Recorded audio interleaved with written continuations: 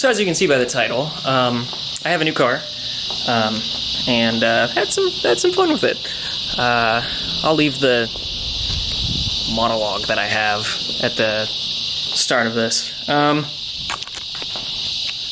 the Miata, I already shown you that. Right there. That's what we're going to be working on today. Don't mind the cicadas. They're just horny bugs. Right here, this is the part I got. VRSF. Nice and aluminum powder coated charge pipe, because the one on mine, my BMW, decided it was going to blow up. Not even a week after owning it, so this is a nice necessary upgrade. We're going to go do that. So right here, that's the turbo, and that's the charge pipe. Notice how it's not on there? Yeah. Cool. Alright, so since this is kind of cramped, I'm going to go ahead and bring out my phone. Right here, we're going to be putting on, oh Jesus Christ, this coupler, this silicone coupler to this tube going to the intercooler. They gave you these here. I replaced the throttle body O-ring down here because this didn't have one, so that's cool. Yeah. All right, so now it's probably a couple hours, like maybe an hour later. This really wasn't that hard. I just live in Florida, so it's gonna be hard. It's still like at least 100 degrees out, and it's like, yep, that time. So I got this in.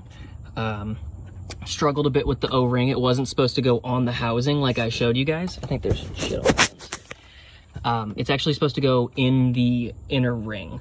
I couldn't show you because my neighbor decided to mow their lawn in the dark. So, yeah, welcome to Florida. I got that in there, plugged the sensor back in, and bolted all this down. So now I have the upgraded charge pipe because mine shit itself and blew up. So I used all the stuff that was in the kit. These, if you're looking to tighten these down, these are 10 millimeters. So if you've got like a long extendo one, that'll pretty much solve all your problems.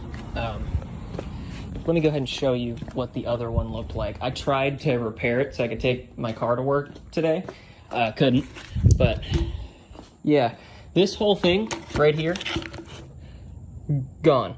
This is just a piece of like plastic that I tried to plastic weld to it, and then I taped up a bunch. And I made this really janky thing here. But yeah, this also broke off. It looks like this has been replaced before, so that's cool. Now I'm not gonna have to do that. This is definitely a lot skinnier than the one I have now. It's a lot, the new one is 3 inches, and it's not very brittle plastic, so hopefully I don't have to deal with that anymore. But other than that, thank you for watching this video. I know I didn't get to describe much of it, but it's a pretty straightforward install, so yeah. You don't even have to take off anything else. All you have to do is take off the charge pipe. It helps if yours falls off like mine did. So yeah, there's how it looks installed. It's supposed to increase performance and help with like turbo lag, but I'm not really sure. I just got this one because 1, it was cheaper than the OEM one, and 2, it's aluminum. It's not made of shitty plastic, so this will last longer. And 3, yeah, so that's all for this. If you want to see more content, including stuff on the Miata, which is driving, I got new wheels for it. I don't know if I made a video on that, but there they are. Probably not, because I was stressing because I didn't have a car for a month because BMW fucking sucked at giving me the car, and then it still had problems when I got it. But I fixed the problems myself quicker than BMW could even fucking diagnose it. So it wasn't even BMW, it was a Nissan dealership. If you still have Nissan in Clearwater, if you ever go there, they'll just make you want to kill yourself. So don't ever buy a car from them. And it's still janky. There's still stuff on it that wasn't fixed. The only thing they did was replace the windshield. That's it. The back cover the like thing, the shade, the sunshade, still broken. They told me they were gonna fix that. I'm not going back there because they had my car for a month and still didn't do anything. It was overheating, and they didn't know how to fix that. I fixed it immediately. The fucking radiator was leaking because they used the damn O-ring that was the wrong size. I don't understand, but BMW couldn't figure it out. They replaced the water pump and the thermostat, so I have a new water pump and thermostat, but that wasn't even the problem. So, yeah, it's a good time. Luckily, I had the Miata that is not registered or insured, so I couldn't do anything with it or drive it. So it was just kind of there to look pretty.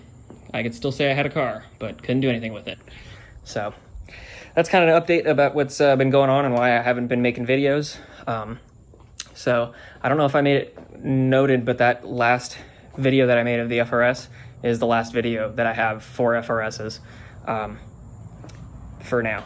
Unless I sell the Miata and get a beat up FRS and work on that instead. I might do that in the future, but as for now, it's the Miata and the 335. So thank you for watching my video. Thank you for listening to me rant. I'll have more content coming shortly. I have some more things to do for the BMW and more things for the Miata coming real soon. So stay tuned, and peace. All right, so I'm driving the car to make sure that this service engine soon light goes away. And let me just tell you, this is definitely a lot faster. I don't know if it's because I've never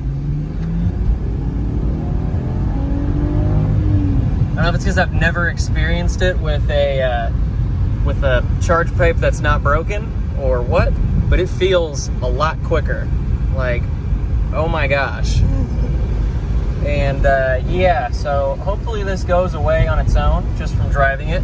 Like I said, my charge pipe had disintegrated, so the sensor just wasn't really doing anything. So yeah, hopefully this just goes away. And I just wanted to say I am quite happy with this. For like 120 bucks, this was great.